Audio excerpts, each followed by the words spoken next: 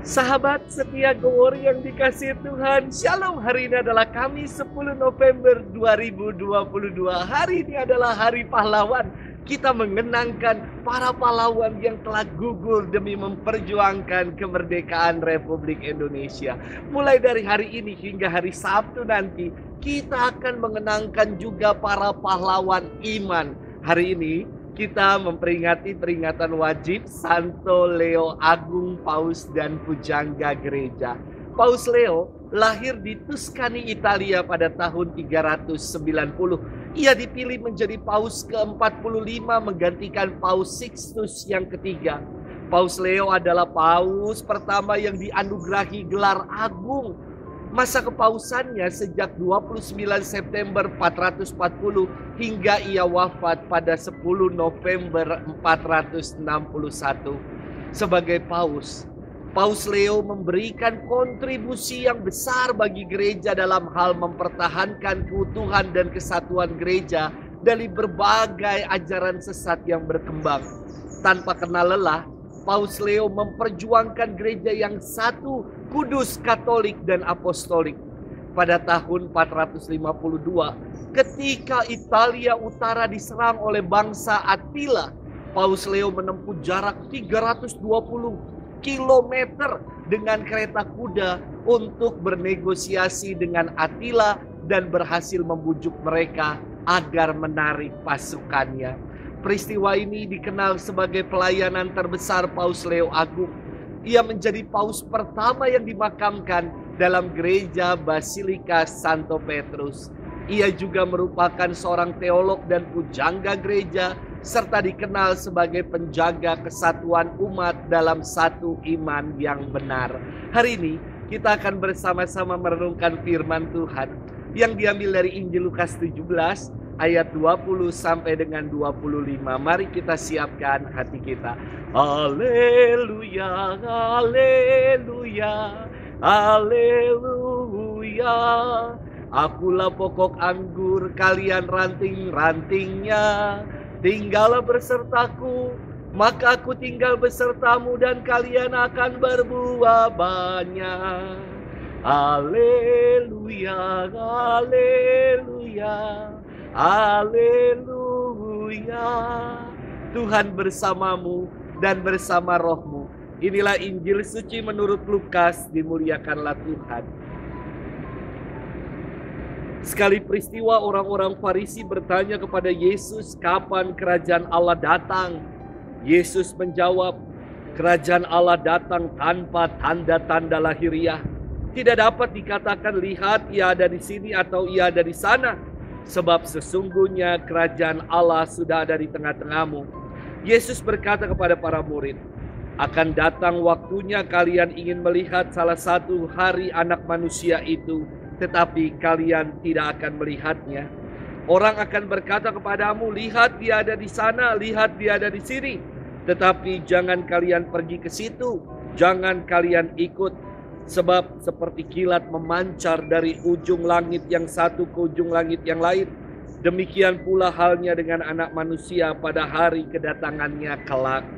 Tetapi ia harus menanggung banyak penderitaan dahulu dan ditolak oleh angkatan ini. Demikianlah sabda Tuhan. Terpujilah Kristus. Sahabat setia Gowor yang dikasihi Tuhan, Shalom. Beberapa waktu yang lalu ada umat yang belum lama berziarah sama saya bertanya begini, Romo, kapan kita ziarah lagi? Baru juga pulang, udah ditanya kapan ziarah lagi. Maka saya jawab pakai sebuah nyanyian saja. Kapan-kapan kita ziarah lagi? Kapan-kapan kita ziarah lagi? Mungkin lusa atau di lain hari. Sahabat setia Gowor yang dikasihi Tuhan, pertanyaan seputar kapan kerajaan Allah datang sudah menjadi pergumulan sejak zaman Yesus. Dalam firman hari ini, orang-orang Farisi bertanya perihal kapan datangnya kerajaan Allah itu. Dan Yesus memberikan jawaban, kerajaan Allah datang tanpa tanda-tanda lahiriah. Sebab sesungguhnya kerajaan Allah sudah ada di tengah-tengahmu. Maknanya jelas bahwa yang terpenting bukan soal waktunya kapan, namun kesiapan kita dalam menyambut datangnya kerajaan Allah itu. Tidak perlu pusing saya kira, cemas dan gelisah akan kapan waktunya, namun kita diajak untuk mempersiapkan diri dan mengantisipasi dalam menyambut kerajaan Allah. Inilah yang Yesus kehendaki. Kerajaan Allah bukan bicara soal akhir zaman, kiamat, atau hidup setelah kematian. Kerajaan Allah yang dimaksud Yesus adalah kehadirannya yang menjadi tanda hadirnya Allah di antara kita. Dengan hadirnya Yesus di dunia, kerajaan Allah sudah datang. Tapi kepenuhannya nanti secara sempurna baru terjadi ketika Kristus datang kembali untuk kedua kalinya. Sahabat setia Gowor yang dikasihi Tuhan, setiap kali kita berdoa Bapa kami, ada bagian yang mengatakan, datanglah kerajaanmu, jadilah kehendakmu.